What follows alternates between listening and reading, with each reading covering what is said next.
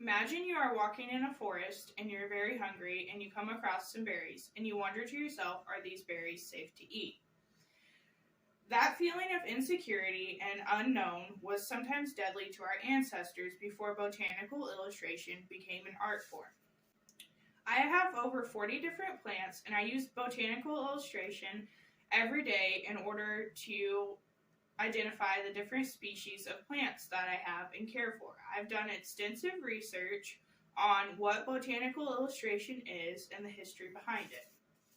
Botanical illustration is important because it helped new medications to be developed from plants and foliar crops to be bred.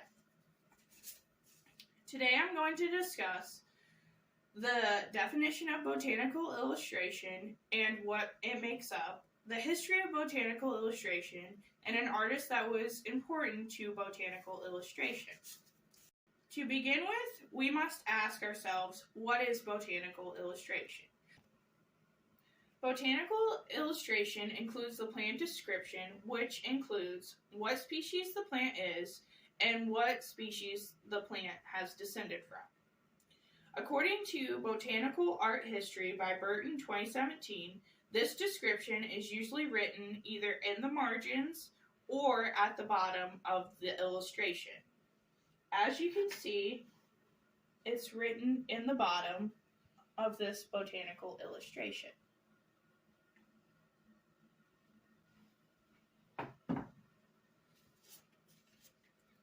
The next item that this illustration depicts is the root system of the plant.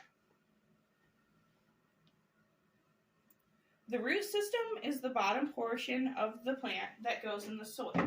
The purpose of the root system is to allow the plant to get into the soil and get nutrients from the soil. The next portion of the illustration is the plant's leaves.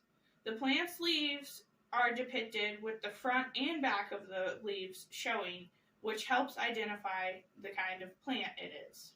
According to the Gardener's Botanical by Shaw 2020, it also includes what the plant's leaves produce, such as the fruit or flowers that a plant may produce. The history of botanical illustration starts in Egypt over 4,000 years ago. Botanical illustrations were often hung in temples or tombs, as stated by Carl 2019. The father of botanical illustration was Pedius de Cordicus. He was an early physician and he served in the Roman army. He later became an artist. He began drawing plants while he practiced on patients. He would use different types of plants to treat his patients and used botanical illustration to help identify what plants he'd used on which patients. He put all of his drawings into a book called the De Martia Medica. According to A Garden Eden, the book contained 5 different volumes and was completed in 60 AD. It is also known as the oldest surviving text of botanical illustration. Lastly, I want to talk about an important botanical artist. Her name was Elizabeth Blackwell. She was very influential in better understanding the purpose herbs had and how they were used for medical purposes. The article Elizabeth Blackwell states that she created a book called A Curious Herbal, which was completed in 1739. It was used as a guide for many physicians. It took her 3 years to complete, and she worked on it from 1736 to 1739. It took her 3 years to complete because all of the illustrations were hand-drawn by her.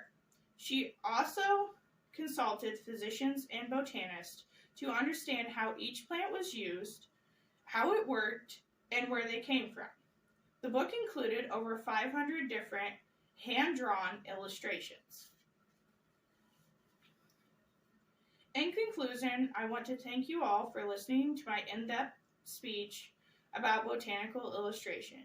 Today we have talked about the definition of botanical illustration and what it included, the history of botanical illustration, and a famous artist, Elizabeth Blackwell, who performed botanical illustration. The next time you're wandering in a forest and you want to eat berries off of an unknown plant, remember why botanical illustration is important to you being able to identify an unknown plant from a poisonous plant or a non-poisonous plant. Thank you.